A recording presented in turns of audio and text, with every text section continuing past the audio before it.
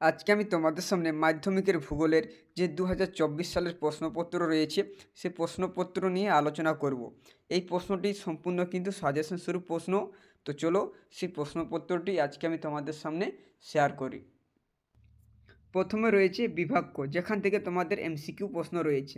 প্রথম প্রশ্ন রয়েছে, যে প্রক্রিয়ায় ভূমির উচ্চতা হ্রাস পায় তাকে বলে কি না অবরোহণ। এরপরে রয়েছে দুয়ের দাগে, দুটি নদীর অববাহিকার মধ্যবর্তী উচ্চভূমিকে কি বলে, না এর উত্তর হলো জল বিভাজিকা। তারপরে রয়েছে তিনের দাগে, হিমবাহ সৃষ্ট হ্রদ হলো কি না করি হ্রদ। তারপরে রয়েছে চারের দাগে, বায়ুর সঞ্চয় কাজের ফলে গঠিত সমভূমিকে কি বলে, না লোয়েস। তারপরে রয়েছে পাঁচের দাগে, সাহারা মরুভূমির লবণাক্ত হ্রদগুলিকে কি বলে, না শর্টস। এরপরে রয়েছে ছয়ের প্রশ্ন, কেন্দ্রশাসিত অঞ্চল লাদাখকে পৃথক করা হয়েছে কোন রাজ্য থেকে, না জম্মু ও কাশ্মীর থেকে। তারপরে রয়েছে সাতের দাগে, শিবালিক ও অবহিমালয়ের মধ্যে অবস্থিত উপত্যকাকে কি বলে, না দুন। এরপরে রয়েছে আটের দাগে, ভারতের সর্ববৃহৎ নদী পরিকল্পনাটা কি, না ভাখরা নাঙ্গাল। এরপরে রয়েছে নয়ের দাগে, মৌসুমি বিস্ফোরণ প্রথমে কোথা দেখা যায়, না কেরলে। এরপরে রয়েছে দশের দাগে, যে অঞ্চলে চন্দন গাছ জন্মায় তা হলো কি, না ক্রান্তীয় পর্ণমোচী উদ্ভিদ। তারপরে রয়েছে 11 দাগে, ভারতের কেন্দ্রীয় কফি গবেষণাগার কোথায় অবস্থিত, না চিকমাগালুরে। এরপরে রয়েছে বিভাজ্য, এখানে কিন্তু তোমাদের যে শুদ্ধ আর অশুদ্ধ রয়েছে সেগুলি রয়েছে। 6টি প্রশ্ন রয়েছে। প্রথমে রয়েছে, নদীর গতিবেগ পরিমাপের একক হলো কিউসেক, এটা শুদ্ধ কি অশুদ্ধ, না এর উত্তর হলো শুদ্ধ। তারপরে রয়েছে দুয়ের দাগে, সমুদ্রে ভাসমান বরফের স্তূপকে হিমশৈল বলে, শুদ্ধ না অশুদ্ধ, এটা হচ্ছে শুদ্ধ। তারপরে রয়েছে তিনের দাগে, শ্রীলঙ্কা ভারতের সীমানা সংযুক্ত একটি প্রতিবেশী রাষ্ট্র, এটা হলো কিন্তু অশুদ্ধ। এরপরে রয়েছে চারের দাগে, ভারতের আরাবল্লী একটি নবীন ভঙ্গিল পর্বতের উদাহরণ, না অশুদ্ধ। তারপরে রয়েছে লোকটাক ভারতের বৃহত্তম উপহ্রদ, এটা হলো অশুদ্ধ। তারপরে রয়েছে ছয়ের দাগে, দেরাদুনে ভারতের কেন্দ্রীয় অরণ্য গবেষণাগার অবস্থিত, এটা শুদ্ধ। এরপরে রয়েছে সাতের দাগে, ভারতের একটি বনজ ভিত্তিক শিল্প হলো কাগজ শিল্প, এটাও কিন্তু শুদ্ধ। তো এই ছিল এখানে 7টি প্রশ্ন। এই 7টির মধ্যে কিন্তু তোমাদের 6টি প্রশ্ন চাওয়া হবে। এরপরে রয়েছে দুয়ের তিনে, যে একটি বা দুটি শব্দে উত্তর দাও যে কোনো 6টি। প্রথমে রয়েছে, নদী বাঁকের কোন দিকে ক্ষয় বেশি ঘটে। এই উত্তরগুলো কিন্তু তোমরা নিজে করার চেষ্টা করবে।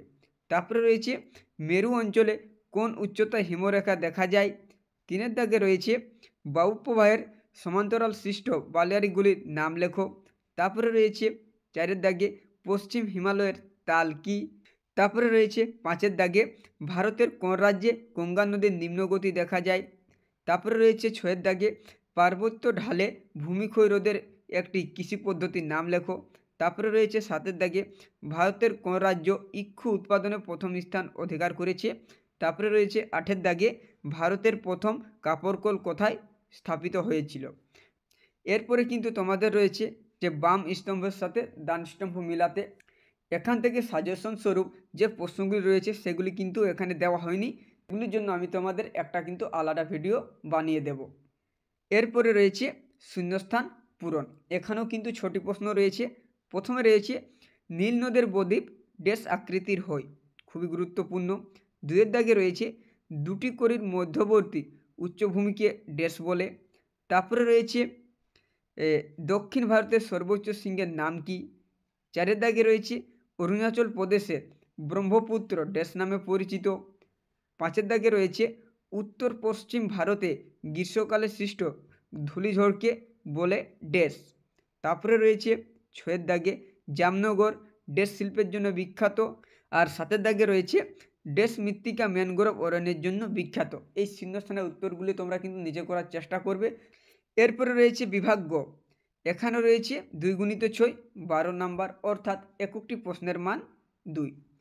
প্রথমে রয়েছে, পর্যায়নের সংজ্ঞা দাও, অথবা রয়েছে পলল শঙ্কু কি। তোমরা কিন্তু পরীক্ষায় এইরকমই প্রশ্ন পাবে, এই নয় যে এইগুলিই থাকবে, কিন্তু এই মতোই পাবে। তারপরে রয়েছে দুয়ের দাগে, পাদদেশীয় হিমবাহ বলতে কী বোঝো, অথবা তির্যক বালিয়ারির সংজ্ঞা দাও।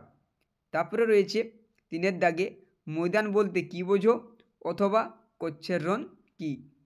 তারপরে রয়েছে 4-এর দাগে পশ্চিমী ঝঞ্ঝার সংজ্ঞা দাও অথবা কৃষি বনসৃজন বলতে কী বোঝো? এরপরে রয়েছে 5-এর দাগে ধাপ চাষের সংজ্ঞা দাও অথবা বাণিজ্যিক ফসল কী? এরপরে রয়েছে 6-এর দাগে বিশুদ্ধ কাঁচামাল বলতে কী বোঝো অথবা উত্তর দক্ষিণ করিডোর কী? খুবই গুরুত্বপূর্ণ। এরপরে রয়েছে বিভাগ গ। এখানে রয়েছে 3 × 4 12 নাম্বার, অর্থাৎ এককটি প্রশ্নের মান 3। প্রথম প্রশ্ন রয়েছে উষ্ণ মরু অঞ্চলে বায়ুর কার্যের প্রাধান্য দেখা যায় কেন? ব্যাখ্যা করো। অথবা রয়েছে উপনদী ও শাখা নদীর মধ্যে পার্থক্য লেখো। তারপরে রয়েছে 2-এর দাগে সুন্দরবন অঞ্চলের জলবায়ুর পরিবর্তনের 3টি প্রভাব সংক্ষেপে ব্যাখ্যা করো। অথবা রয়েছে নদী উপত্যকা ও হিমবাহ উপত্যকার 3টি পার্থক্য উল্লেখ করো। এরপরে রয়েছে 3-এর দাগে পূর্বঘাট ও পশ্চিমঘাটের পর্বতমালার মধ্যে 3টি পার্থক্য লেখো। অথবা রয়েছে ভারতের পশ্চিম বাহিনী নদী মোহনায় বদ্বীপ গড়ে ওঠেনি কেন? ব্যাখ্যা করো। এরপরে রয়েছে 4-এর দাগে ভারতের তথ্য প্রযুক্তি শিল্পের উন্নতির 3টি কারণ বিশ্লেষণ করো। অথবা রয়েছে গাঙ্গেয় সমভূমিতে জনঘনত্ব অত্যাধিক কেন? এরপর রয়েছে বিভাগ ও, যেখানে কিন্তু তোমাদের 5 নাম্বারের প্রশ্নগুলি রয়েছে। প্রাকৃতিক ভূগোল থেকে রয়েছে 10 নাম্বার আর আঞ্চলিক ভূগোল থেকে রয়েছে 10 নাম্বার। প্রাকৃতিক ভূগোল থেকে প্রথম প্রশ্ন রয়েছে মধ্যগতিতে নদীর সঞ্চয় কার্যের ফলে গঠিত 3টি ভূমিরূপের চিত্রসহ বর্ণনা দাও। 2-এর দাগে রয়েছে হিমবাহের সঞ্চয়ের ফলে সৃষ্ট 3টি ভূমিরূপের চিত্রসহ বিবরণ দাও। 3-এর দাগে রয়েছে বায়ুর ক্ষয়কার্যের ফলে সৃষ্ট 3টি ভূমিরূপের চিত্রসহ বর্ণনা দাও। আর 4-এর দাগে রয়েছে শুষ্ক অঞ্চলে বায়ু ও জলধারার মিলিত কার্যের ফলে গঠিত ভূমিরূপের বর্ণনা দাও। এই হলো প্রথম 4টি প্রশ্ন। এই 4টির মধ্যে কিন্তু তোমাদের যে কোনো 2টি করতে হবে। এরপরে রয়েছে আঞ্চলিক ভূগোল, অর্থাৎ ভারত থেকে। এই ভারত থেকে তোমাদের প্রথম প্রশ্ন রয়েছে ভারতের পূর্ব ও পশ্চিম উপকূলীয় সমভূমির প্রাকৃতিক বৈশিষ্ট্যের পার্থক্য নিরূপণ করো। তারপরে রয়েছে ভারতীয় জলবায়ুর প্রধান বৈশিষ্ট্যগুলি সংক্ষেপে বর্ণনা করো। এরপরে রয়েছে 3-এর দাগে ভারতের ধান চাষের অনুকূল প্রাকৃতিক পরিবেশের বিবরণ দাও। তারপরে রয়েছে পূর্ব ভারতের লৌহ ইস্পাত শিল্প কেন্দ্রীভবনের কারণগুলি ব্যাখ্যা করো। এই হলো ভারত থেকে 4টি প্রশ্ন, যার মধ্যে তোমাদের 2টি করতে হবে। এরপরে রয়েছে বিভাগ চ, যেখানে তোমাদের ম্যাপ পয়েন্টিং রয়েছে 10 নাম্বার।